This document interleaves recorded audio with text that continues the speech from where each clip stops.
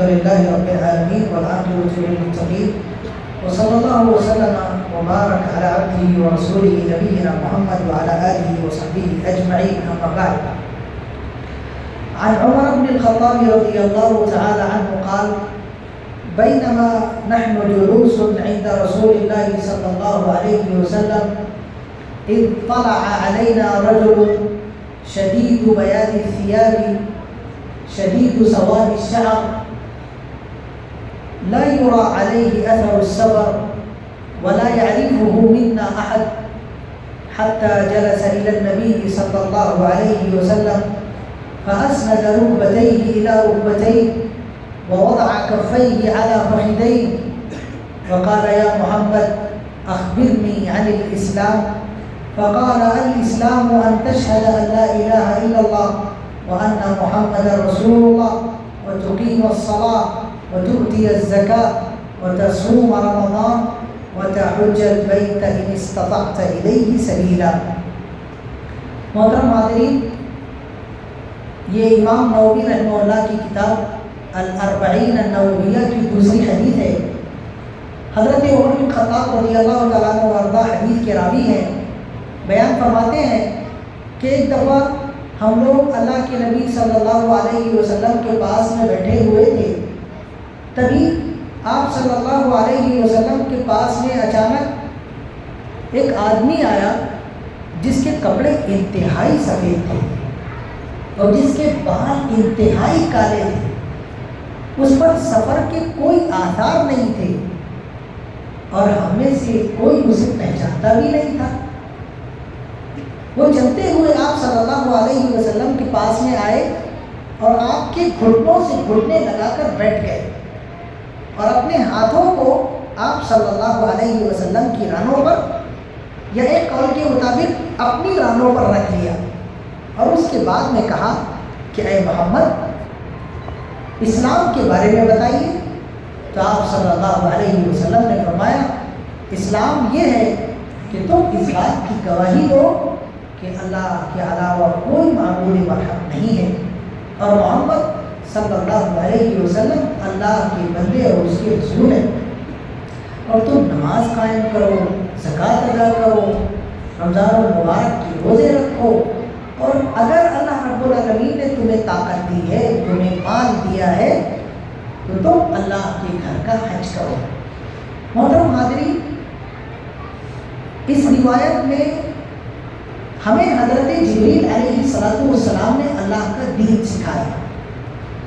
یہ اللہ کا وہ دین ہے جسے حضرت جبریل علیہ السلام اللہ کے پیغام کے طور پر آسمانوں سے لے کر ہم لوگوں تک آئے، جس کے بارے میں اللہ رب العالمین نے فرمایا: ان الدین عند اللہ الاسلام. اللہ کے نزدیک کوئی دین اگر مقبول ہے تو وہ صرف اسلام ہے. اللہ فرماتا ہے: أَفَغَيْرَ دِينِ اللَّهِ يَبْغُونَ وَلَهُ أَسْلَمَ مَن فِي السَّمَاوَاتِ وَالْأَرْضِ طَوْعًا وَكَرْهًا. کیا لوگ اللہ کے دین کے علاوہ بھی کوئی اور دین چاہتے ہیں؟ تو یہ اللہ کا دین، اللہ کا میسج، اللہ کا پیغام ہم تک کے آیا ہے. اس حدیث سے یہیں پہ ہم کو سب سے پہلا فائدہ یہ حاصل ہوتا ہے کہ اس حدیث میں اللہ کے نبی صلی اللہ علیہ وسلم نے سب سے پہلے اللہ کا ذکر اور ان کی ذمہ داری، اس کے بعد میں اللہ کے میسنجر حضرت جبریل علیہ السلام کا ذکر اور ان کی ذمہ داری، ان کے بعد میں جناب رسول اللہ صلی اللہ علیہ وسلم اور ان کی ذمہ داری، اور اس کے بعد میں ہم لوگوں کا ذکر اور ہم لوگوں کی ذمہ داری، اور ساتھ ہی ساتھ وہ میسج کیا ہے جس میسج کو ہم تک کے پہنچایا گیا اس کی وضاحت کر دی.